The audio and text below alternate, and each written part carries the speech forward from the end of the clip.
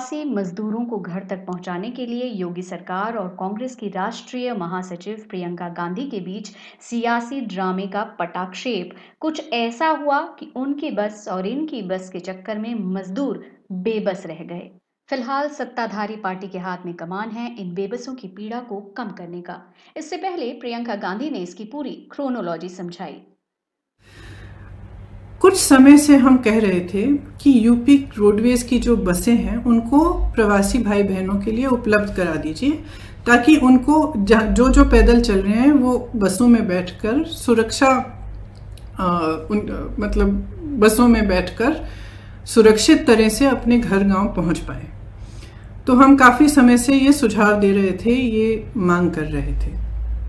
जब एक दिन कई हादसे हुए, कई एक्सीडेंट हुए और हमने देखा कि यूपी की रोडवेज की जो बसें हैं वो अभी भी सक्रिय नहीं हुई हैं, तो हमने एक मुख्यमंत्री जी को एक चिट्ठी लिखी कि हम हजार बस को उपलब्ध करेंगे।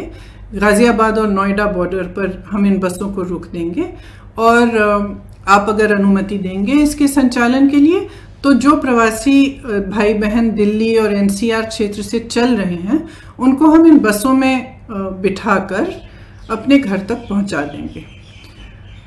तो अगले दिन मुख्यमंत्री जी ने ये ऐलान किया कि यूपी रोडवेज की 12,000 बसें हैं, इन्हीं का इस्तेमाल होगा और आपकी बसों की ज़रूरत नहीं है।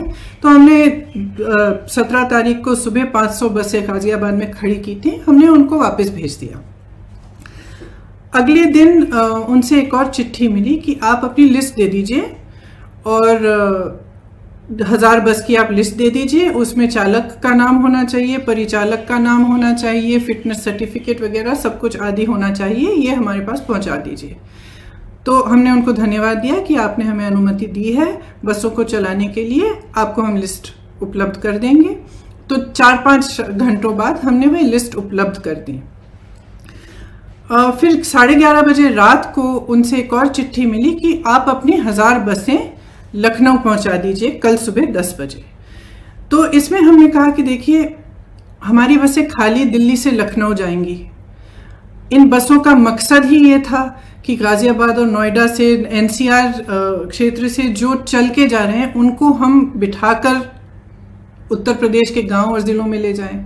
तो इन बसों का लखनऊ तक खाली चलना तो पूरे मकसद को ही ख़त्म कर देता है।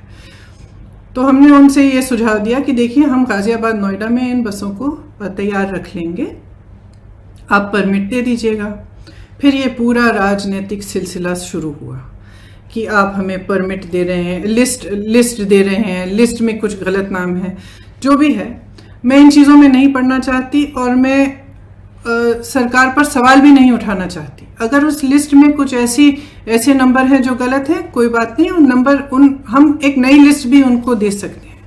मैं सिर्फ ये कहना चाहती हूँ कि 17 तारीख को 500 बसें हमने गाजियाबाद बॉर्डर पे खड़ी की थी।